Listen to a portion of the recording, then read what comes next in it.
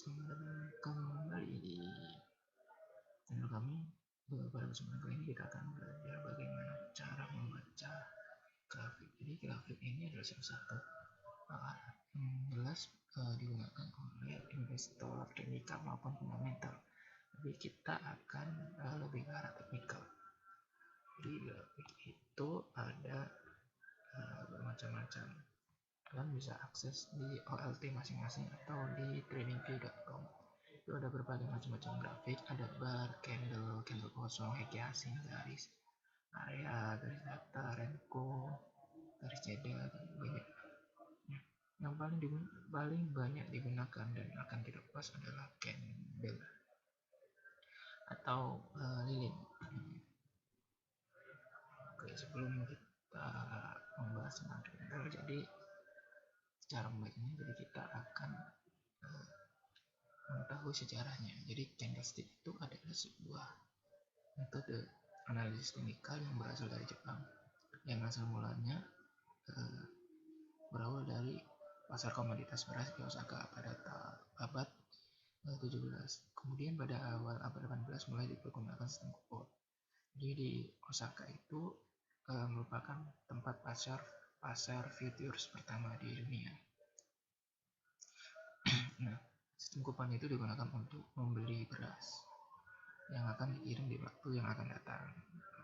Orang yang mengembangkan candlestick seperti saat ini kita gunakan adalah orangnya namanya Mune Zauma. Dia pada tahun 1750 dia mulai mengambil kontrol dari bisnis keluarganya untuk mengolah lahan pertanian yang menghasilkan beras. Jadi dia langsung pada tahun tersebut dia mulai untuk trading di bursa lokal di Jakarta. Zauma berhasil menjadi trader yang sukses pada masanya dan mencatatkan 100 yen rate berturut-turut. Keren ya. Kesuksesan itu karena dia membuat catatan tentang psikologi para trader yang trading di pasar beras. Dia juga membuat catatan data harga beras dan kondisi cuaca.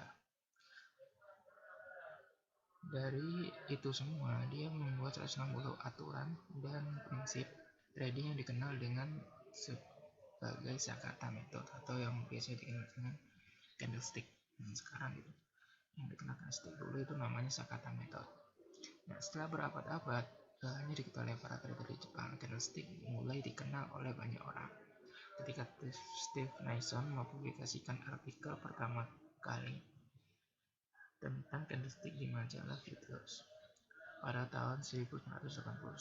Jadi sebelumnya pada tanggal 1987 Steve Naison mempelajari candlestick Jepang dan kemudian menulis buku tentang candlestick setelah 3 tahun hingga akhirnya candlestick menjadi salah satu bagian penting dalam teknik analisis.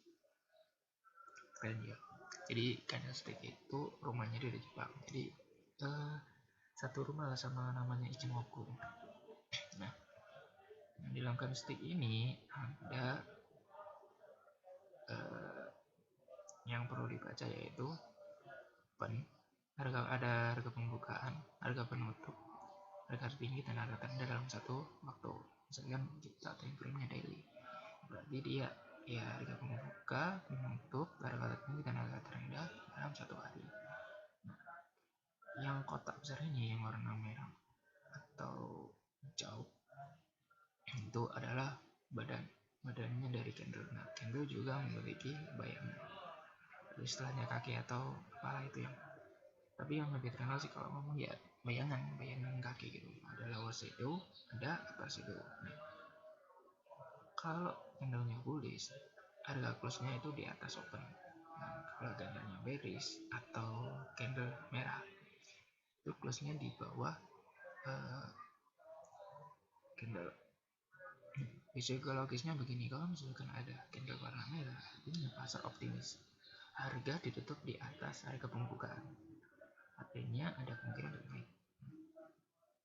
Begitupun dengan candle warna merah, sebaliknya itu. Segampang itu sebenarnya kalau misalkan kita. Jadi dalam satu hari kita dapat melihat harga pembukaan, harga penutup, harga tinggi dan harga terendah dalam satu candle. merupakan kelebihan dan kekurangan dari candlestick.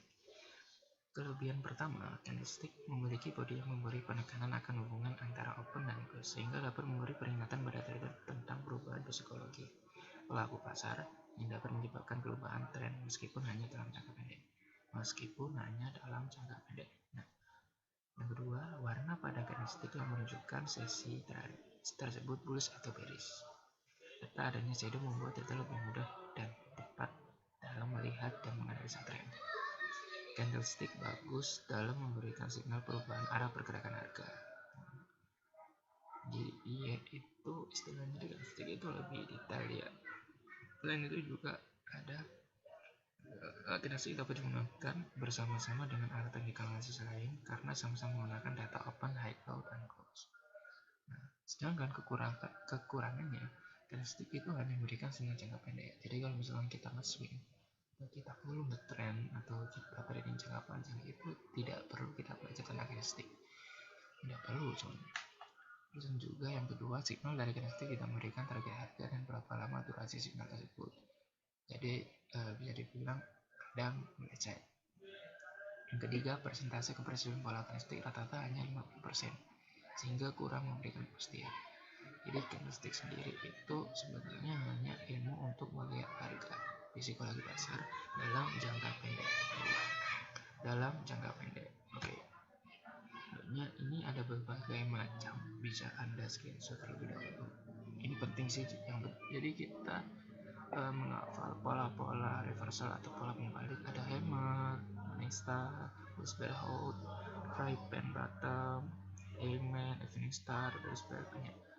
Dan ya cukup itu saja sih. Yang penting kita tahu cara membaca candlestick sama tahu bahwa candlestick ini memiliki kelebihan dan kekurangan. Silakan di screenshot ini juga penting buat dibaca lagi. Sudah, yang saya dapat saya sampaikan. Terima kasih.